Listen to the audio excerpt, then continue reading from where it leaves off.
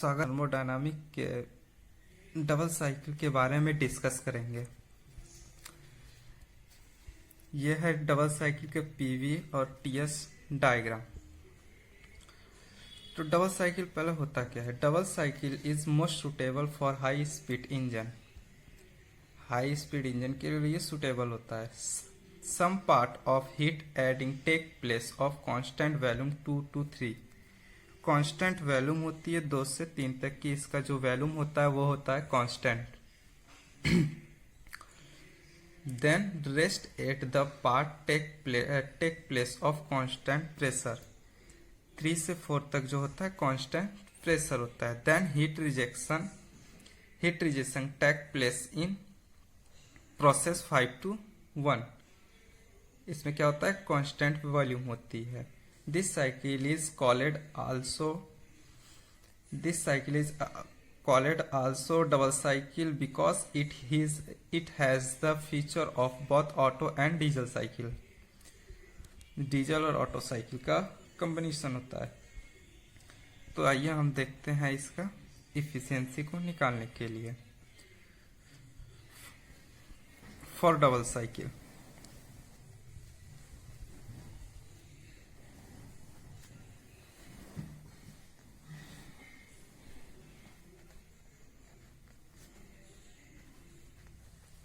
Double cycle क्या होगा? Total heat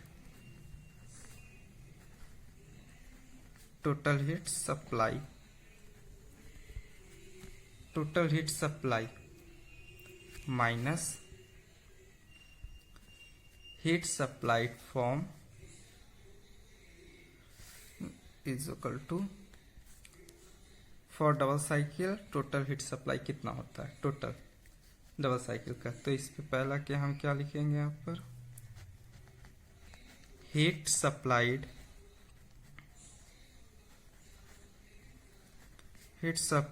at constant value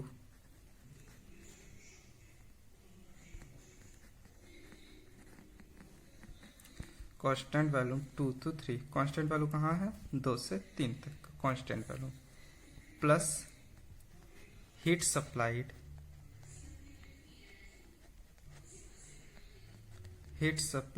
at constant pressure.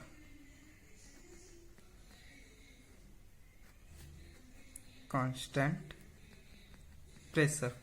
Pressure मेरा कहां से कहां तक है? कांस्टेंट प्रेशर मेरा 3 से 4। कांस्टेंट प्रेशर 3 से 4 है। Then heat supplied at constant value. तो heat supply constant value CV constant value 2 to 3 है, तो T3 minus T2 plus constant pressure CP constant 3 to 4। यहाँ पे मेरा 3 to 4 है, तो क्या हो? T4 minus T3। ये तो हो गया हीट एडेड। ये टोटल हीट सप्लाई हो गया। अब हीट रिजेक्शन कितना है? Heat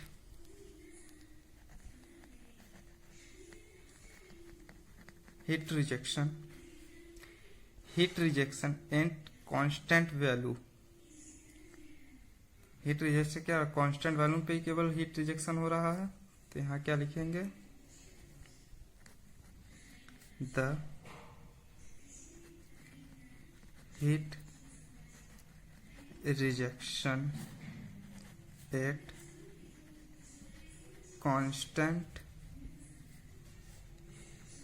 volume. कांस्टेंट वॉल्यूम रहेगा तो मेरा कितना? सीवी कांस्टेंट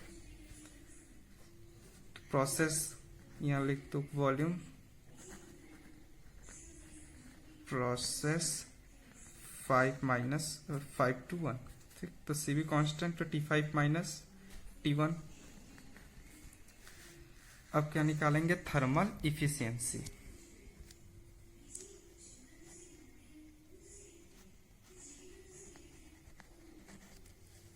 थर्मल इफिशियंसी, तो इफिशियंसी को हम लोग नीटा से डिनोट करते हैं। तो नीटा is equal to total heat supply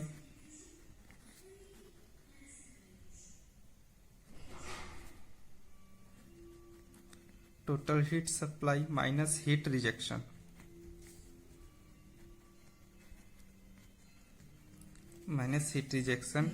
by total heat supply.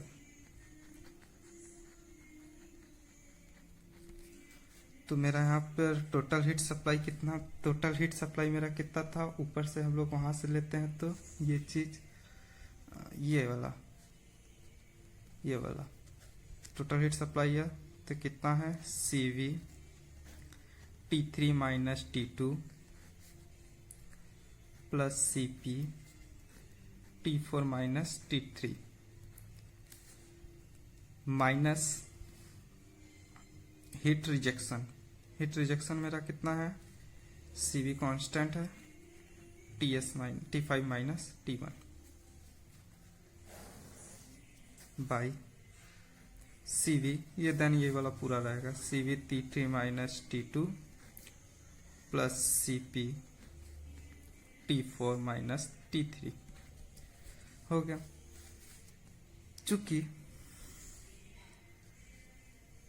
CP by CV is equal to gamma, CP by CV is equal to gamma, तो यहां से CP और CV तो कैंसिल हो गया और CP बाई CV तो ये क्या हो जाएगा, गामा हो जाएगा।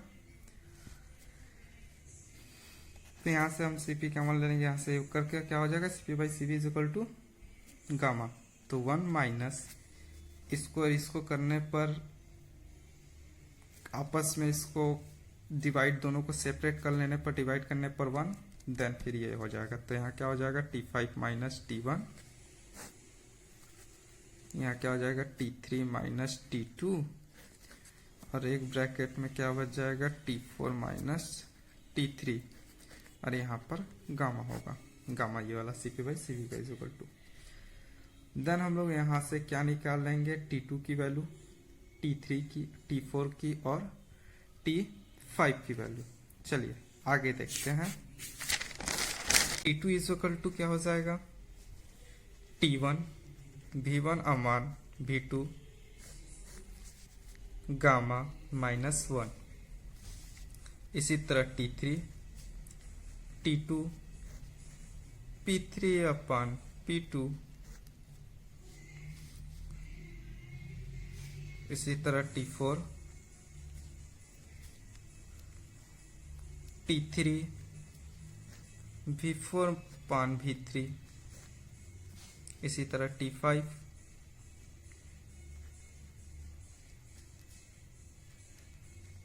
T4 V4 अपान V5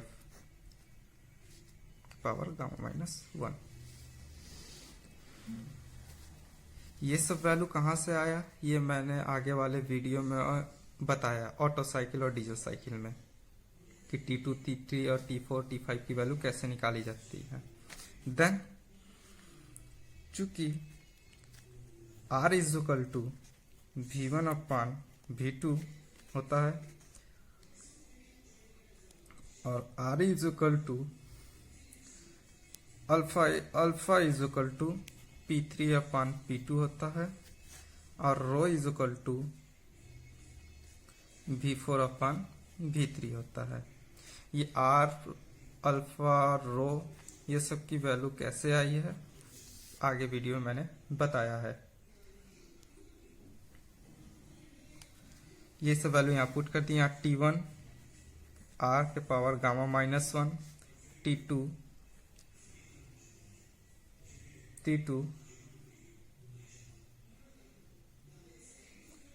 का वैल्यू यहाँ पर ये पूरा T2 है तो T2 का वैल्यू पूरा रखा गया यहाँ पर। यहाँ T2 value T1 R gamma minus 1, then ये अल्फा, ये T3 का ये पूरा वैल्यू यहाँ पुट होगा, T1 R gamma minus 1 alpha, V4 upon V3 का वैल्यू कितना है, रो यहाँ पुट करती है। T4 का पूरा वैल्यू यहाँ रखेंगे, T1 R gamma minus 1 alpha rho. अब V4 अपान V5 का वैल्यू क्या है, V4 अपान V5 की वैल्यू कोई V4 और V5 की वैल्यू वो उसी तरह हम पुट, इसकी वैल्यू नहीं निकली तो इसको इसी तरह पुट कर देंगे। देन हो गया। अब ये सब पूरी इक्वेशन को उस नीटा इज इक्वल टू वहां पर हम पुट करेंगे। यहां तक हो गया। Then V4 upon V5 is equal to V4 upon V1 लिख सकते हैं, और इसे V4 इंटू V3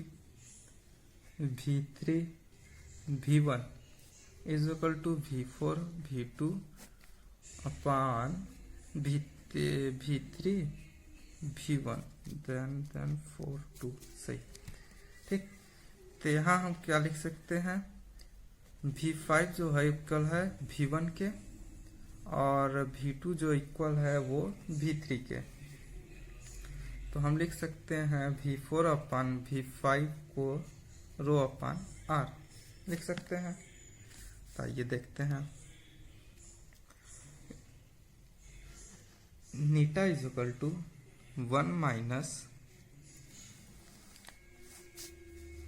सब वैल्यू पुट कर दो, TR गामा -1 अल्फा रो V4 upon V5 gamma -1 minus T1, ये T4 माइनस T1, T4 की वैल्यू यहाँ पर पुट की गई है।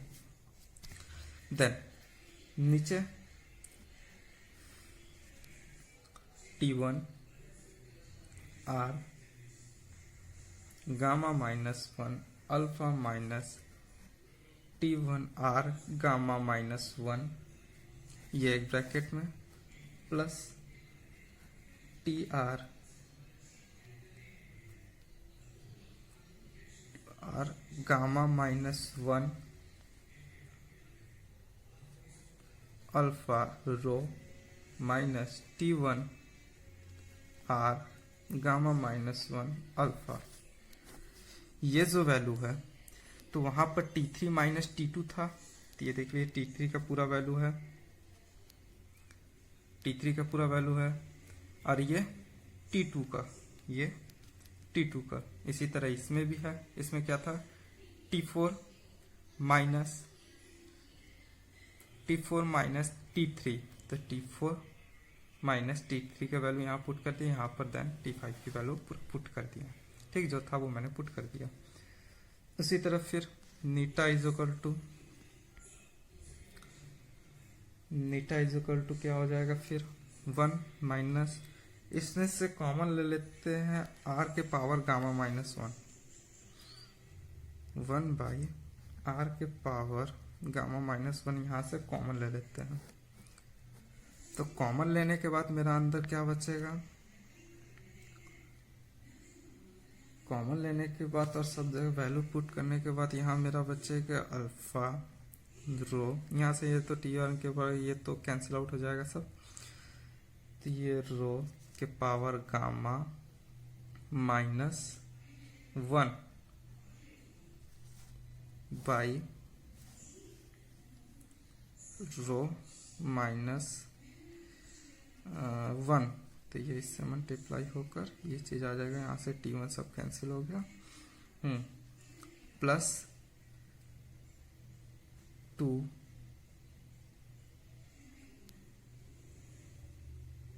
अल्फा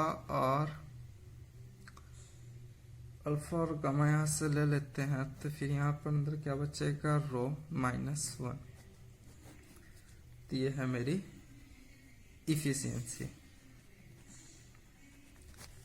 ये है मेरी डबल साइकिल की इफिशियंसी। आई होप आपको ये वीडियो अच्छा लगा होगा। Thank you for watching.